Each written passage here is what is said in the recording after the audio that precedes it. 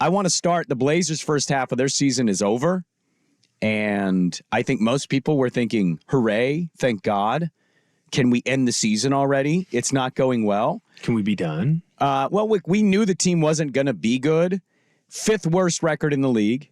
They get annihilated by Minnesota last night. I know that they came back in the second quarter, but you don't go down 44-14. I don't think going down 30 points is the way to do it. And anytime you're down 30 in the first quarter, the game is over. I mean, it's going to be an impossibility to come back. And so they lose the game last night in the first quarter. Scoot gets back into the starting lineup, and now they sit 15-39.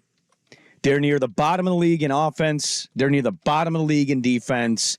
And outside of some moments, I don't know what there is to go into the halfway point, just past the halfway point of the season, go into the All-Star weekend. I don't know what there is to really highlight. And I think that's the thing. I saw this tweet from somebody I follow, Alex Tam, and he covers the NBA. He's worked for multiple SB Live Oregon, Bleacher Report, etc. He tweets about the Trailblazers quite often. And he highlighted something we've talked about. He said, Joe better have a plan this summer to start building this back up. Don't think we can handle another Blazers season like this. And me and everybody else in the mentions there, I don't disagree with his feelings. They're playing capture the flag next year. Cooper Flag is in that draft. You want him bad. I think you don't just want him, you need him. Because if you don't get a Cooper Flag-like player, and I don't know if this draft has it doesn't appear to on just kind of looking in now, this is where everything can get derailed and rebuild. It's nice to have some of the pieces they have. DA has put it together pretty well. Yep. He's not a great center, but he can be pretty good. Plus, he knows who to call if it's an ice storm again. Yeah, I'm not coming into work. I don't blame him for that. Scoot has had moments. He earned himself back into the starting lineup, but he's also a rookie, and he's 19, so he's going to have a lot of downs as well. Shaden gave you nothing this year because he couldn't stay healthy, unfortunately. Ant's not the future. Outside of that, there's not a whole lot, but you got to say we got to hit on this. Sitting where they're sitting right now, and Richmond highlighted this on his latest Locked On. They're a tax team next year. So though they didn't make any moves at the deadline, they're going to have to make moves in the summer. You're not paying a tax for a team that you're probably going to look at and say bottom 8 next year. Right. They're not. It just financially would make no sense to do that. And so they're going to make even more of these moves. And in some ways, I wouldn't be shocked if they were somehow worse next year. So it's really hard right now, Will, to not only be watching a 15-win team get drubbed at home and lose by more than 30. They've had losses by 30, 40, 60. You name it, they've done it. They're probably doing this again next year because next year's draft's even better. Now, if they can go find a good young caliber player in the summer with their stuff. I've mentioned my brother-in-law. He's a diehard Blazer fan. He goes, what can Brogdon, Tease, and a first get us? And I'm like, I don't know, man. Like, 2 more firsts? Tease is fine, but he's not like amazing. And a first is like, and then Brogdon is a good player, but not necessarily the needle mover unless your situation is maybe a Dame Giannis, and maybe that's the team you're looking for. But if Tease was of good value, I think a team would have asked about him at the trade deadline instead of just sitting on our hands there. So I don't know. I think the tough part is we knew how it was going to go, but also I don't know if it's going to keep going the right direction or if they have steered this thing in a rebuild and now you're just trying to dodge icebergs and you're getting through fog on the ocean and you're hoping to get past all that stuff so you can see some sunlight at the end of this journey. Right. Well, I also think that Blazer fans were a little spoiled in the fact of when they had Brandon Roy and they had LaMarcus and they had Odin, and Roy and Odin go down, it's what, your second or third draft after that, you hit on Dame. And Dame is 24 years old or 23, whatever it was when he comes in the league, and he instantly clicked and that team instantly turned around. So your rebuild was 2 years, right? And then you're back in the conversation. You were never in a true NBA title conversation, but you were good and you were in the playoffs and you were fun and exciting. That doesn't happen often. You have a guy in Scoot that I think can be very good, and I think that he has shown this year after he took a step back and he started working through his issues and started building up. He has become a very good player. He made it into the Rising Stars game. He is going to be a player that it's going to take a little bit longer because these are really the years where he should have been in college. It's almost the same as if you grabbed Dame out of high school and put him into this slot. Like if I told you, hey, Dame's going to have this career, right? He's going to be an all-star. He's going to be an all-star starter. He's going to take a team that probably shouldn't have been to the Western Conference Finals. But instead of going to Weber State, he's going to have to learn those things in the NBA in Portland. Well, he wasn't ready. That's the difference. Right. He wasn't a Scoot level player out of high school, which is why he ended up. I know he got recruited late. Why he was at Weber State. He stayed loyal to Weber State. They gave him the first offer, and and it took him longer. But it took him 4 years. Yeah, he had those years to grow. Scoot's going to have that time to grow. Now you have to get lucky to a degree, but also have good scouting and have good management to where you can find a couple of young bigs, maybe a couple of young wings that can fit into the system with Scoot, because that is who you're going to be building it around. That takes time. Look at Oklahoma City. It took them a long time to figure it out after their big three left. And yeah, they're ahead of schedule now. It's still what? You got rid of Russell Westbrook 5 years ago? 6 years ago? It took them 5 to 6 years to be where they're at right now, and they pretty much hit on almost every young guy that they went out and drafted and signed.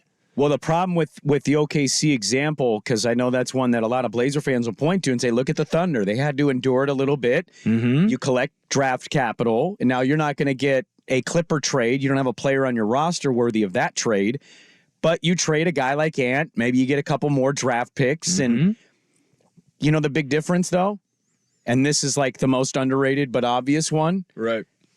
They don't have an SGA. SGA is a first-team All-NBA guy. Like that, right. He's one of the 5 to 8 best players in the NBA. He might be winning the MVP. And so OKC is a fine example from a rebuild. But also, if they don't have SGA, that team is not number one in the West. Mm-hmm. He's a bucket getter, and he gets to the free throw line. They got a freak in Chet Holmgren. Well, they're the Blazers' best player. I'd have to go look on a statistical average. Like, Scoot might already be the best player on their team getting to the line. Mm-hmm. And so I think that's the thing is we look at the rebuilding teams that find their way out of the rebuild in the right way. And we say, yeah, you use this path. And I'm like, it's fun to point at those paths, but that doesn't always mean it's your path. It's also never linear. No, it's not. And like, just as much as you want to be Oklahoma City, you could be the Sacramento Kings and go 7-8 years. I mean, this year they're not going to make it, right? Mm-hmm. So that's 3 years of not making it. You wouldn't gamble they make it next year. That'll be 4 years of no playoffs. The year after that, they'll probably still be young. But I've always made this argument. I don't want them to force things that don't make sense. I think Joe is going to try to build this right with the guys he has internally, right, and say, okay, this is the right way to do it. But in a city like Portland, they're 5th worst in the league, and their attendance is massively down. Their TV ratings are massively down. They suck next year, and it's going to get dark. And I know they're playing capture the flag, but if you don't get capture the flag, if you don't get the flag, you get tagged. I'm sure you'll find a nice player, but that player is going to be what, 20? 21, 19. I think the point I'm trying to make is when you eventually trade some of these guys, the Ants or the Jeremys or the Brogdons, you're only getting more inexperience. You're only getting younger. And so as obvious as it is going in what it's going to be, I think it's another when you actually are in it and you're like, hey, this sucks. Right. Now, I'm not a fan of just being a first-round team and being happy with that and saying, oh, well, we were a 7th seed. Oh, we were the 6th seed. We got swept. Yeah, playoffs are fun. I will acknowledge that, like, I like having a playoff team, but I also don't want them to be settling to be a bottom of the barrel playoff team who needs some injuries to break their way, no pun intended, for them to be able to advance further than they should. And they had that in that Dame CJ run, the Clippers injuries. Paul George had to have shoulder surgery. He didn't have healthy shoulders in that series. And like Dame still had this great moment. It was fun. But like some things kind of went their way to get to where they got. Whereas I think they want to build it up right. But the problem is in this city, to suck for 5 and 6 years, that's a hard sell to this fan base because of all of the success they've had being one of the more consistent franchises to be in the playoff picture. Could also be a hard sell to your owner, who at some point, I don't think it has to move on from this team. Well, at some point, we don't know what that point is, and I don't think it is a hard sell. Look where they're here now. So clearly it wasn't a hard sell. And by the way, they've gotten some things they wanted. Joe Cronin, to his credit here, he's got a G League team now. Right. He got to expand his staff. He got to expand international scouting. I know it doesn't matter to us. They've added a kitchen restaurant in their practice facility. They've gotten things. I wish. They've gotten things that they've needed as a franchise. This ownership group, you don't have to love them. They've gotten some things. I think they're totally fine with where they're at. And that's the thing, is it's a rebuild. You have to be patient, but you're dealing with a pretty impatient city largely. And so you look at this thing and you go, man, this is bad. They're 5th worst in the league. Statistically, they're one of the worst teams in the league. Nobody has any real definitive answer on the coach. And your vets aren't long for this team. So we're going to have a lot of babies running out there. It's a really weird time right now in Portland where we all knew they weren't going to be good, but then we watch it and it's bad. They end their first half getting blown out at home. Some of their vets have been okay and fine. And like a guy like Ant, who has been sick and also banged up, I've been a little underwhelmed. Right. Scoot's 19. Shaden's played 30 games. It's just a really weird time right now in Portland because I'm not looking at the future and I'm going, oh, yeah, this is quickly going to get fixed. I'm seeing, oh, yeah, this is going to take a couple more years. And for many, I know it's not the true definition of the rebuild, but for many, this is year 3, whereas I think internally they're kind of viewing it year 1 because it's post-Dame. At the same time, you have to look at it glass half full. Because we have a lot of people that look at it glass half empty, and you have to look at the growth of Scoot.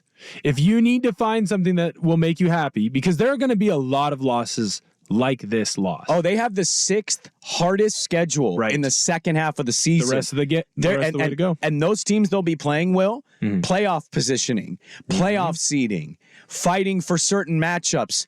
They're going to get their ass kicked in the second half. It might get even worse because eventually they're going to go through a long stretch of losing. They're going into the break losing 6 straight. I won't be shocked if that carries over. 6th hardest schedule in the NBA in the second half. So look at player growth. Look at Scoot growth. Look at Reith growth. Look at the young players and look at how they can grow. And at the same time, you can look at Jeremy, you can look at Brogdon, you can look at Tease and watch them and hope that they have good games as well, where they're showing something to other franchises that might bolster up their trade value.